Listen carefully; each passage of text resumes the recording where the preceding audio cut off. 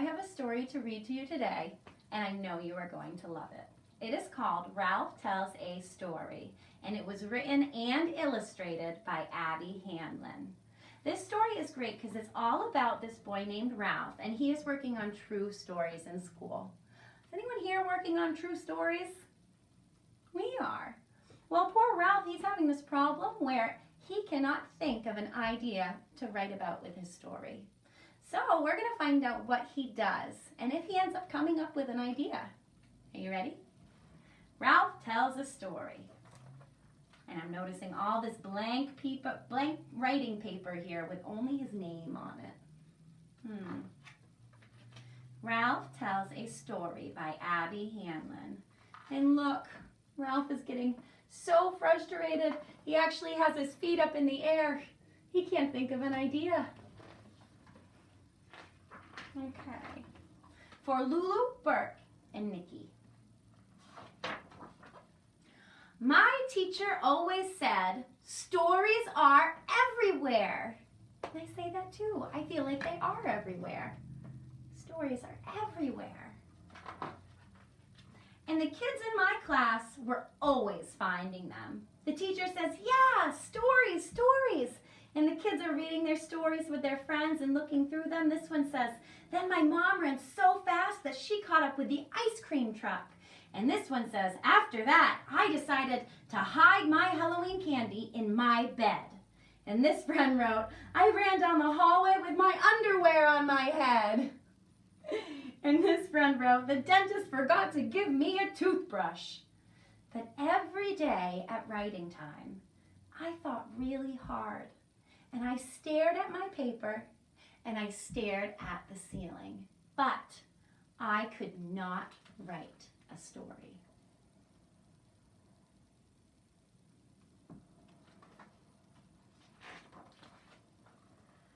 I have no story. I got Ralph's classroom. It looks like everybody is busy writing, and poor Ralph, he just can't think of anything. He's the only friend with an empty sheet of paper. Are you feeling like you want to help Ralph out? I am. So I looked for other things to do. I went to the water fountain. I roamed the hallways. He says to his teacher, can I go to the bathroom? And she says, again? And I tried everything. He said, can I go help the lunch ladies? And the teacher said, what? Then one day, after getting sent back to my desk, I begged Daisy for help. I can't write a story because nothing happens to me. Are you kidding? She said. I've written a ton of stories about you.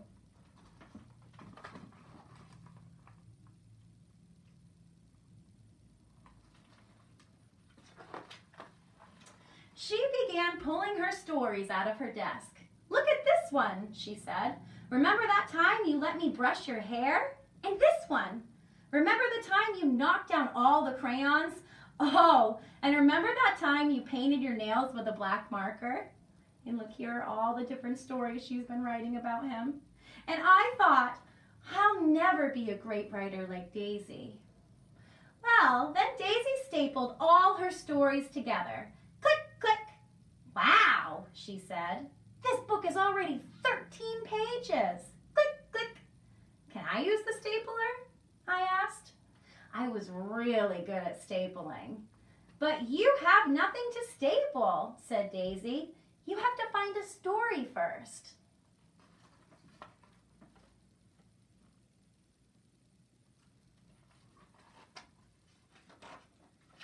Just look around, she said. So I looked for stories out the window, in the aquarium, in my desk. And Daisy says, why do you have socks in your desk? And he said, And in my desk. And when my teacher wasn't looking, I looked for stories on the floor. But still, no stories. And look at all these friends. They're over there writing. The teacher says, that's my favorite part. And one of the friends says, look, my next book. And Ralph, he's over on the floor. Can't think of an idea.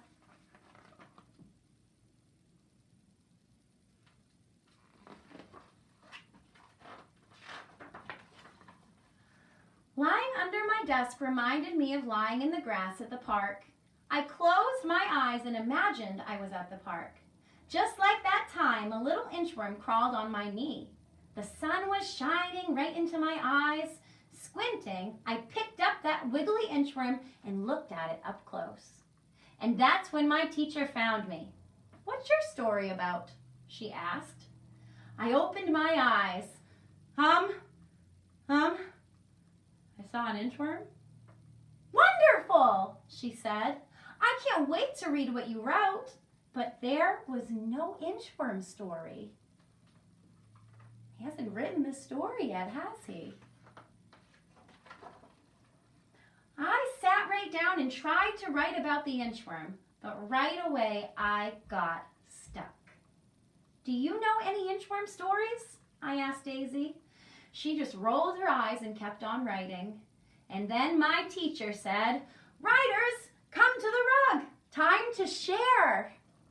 I wonder how he's feeling right now. His story is not finished, but it's time to share. Do you think he might be feeling a little bit nervous?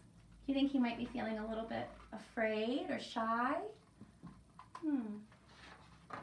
Oh, and look at him over there on the desk. His head's right down. "Ralph, why don't you go first?" said the teacher. I pretended that I had lost my paper. It didn't work. His friend here said, "He's sitting on it." I walked to the front of the rug. It took a really long time. I held my paper against my chest so no one could see it. "I was at the park," I said. An inchworm crawled on my knee.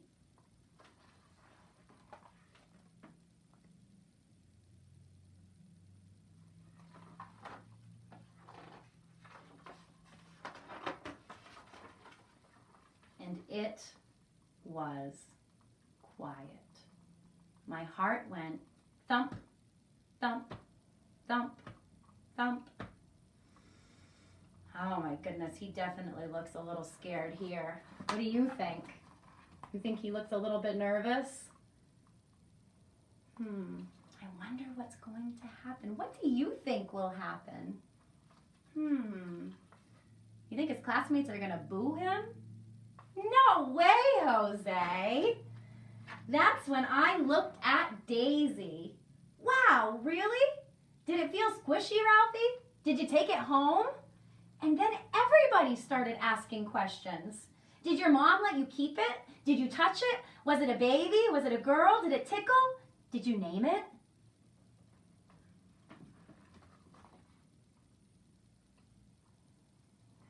I'm starting to think that his inchworm story is a pretty good story. What do you friends think? Wait a minute, I thought. Something did happen with that inchworm. Well, I picked up the inchworm and decided to name him Nick. And this is him writing his story. "I built Nick a house, but he just inched away, so I followed him. Which is why I didn't notice that someone was following me. And then all of a sudden, this wobbly, crazy baby grabbed Nick and put him in his, what do you think? Diaper! I tried to be calm. "Come on, baby," I said really nicely. "Give Ralphie the inchworm." It didn't work. Was this the end of Nick? But then I noticed Nick was escaping.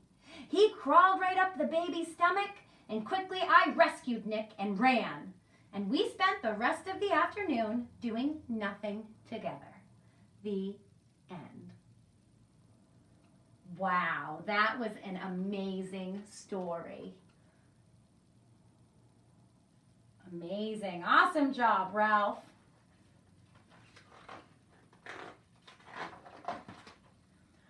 Everybody clapped and cheered. "Show the picture, Ralph," someone said. And look, all these friends are saying, "Wonderful, hooray, yeah, Ralph, he's getting high fives."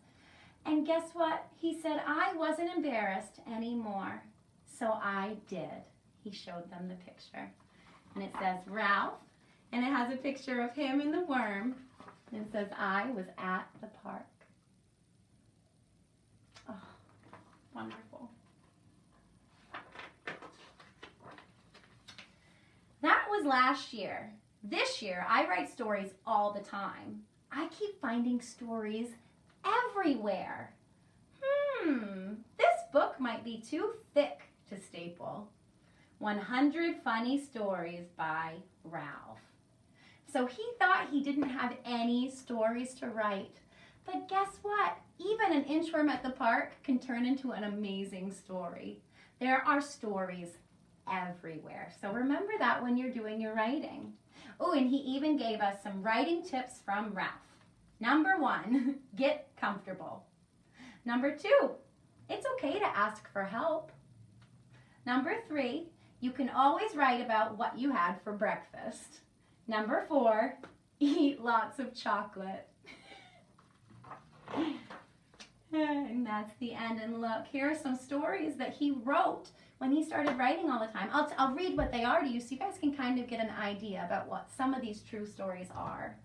When I ate too much spaghetti, the shampoo mystery, the marker that never ran out, the crazy supermarket cart, when my mom bought me the wrong sized underwear, the lunch lady's friend, when my backpack was really heavy, the case of the missing ice cubes, the worst staple jam ever, when my baby brother ate hot sauce, the scariest hamster, when milk came out of my nose, Daisy's embarrassing birthday party, when the librarian yelled really loud at me, the smelly Band-Aid, when the principal tripped, my bathroom emergency, and the inchworm returns.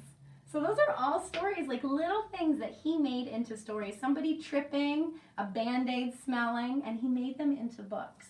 So you, friends, can do that very same work with your stories. There are stories everywhere. Okay, have fun writing and have a wonderful afternoon. Bye, everybody.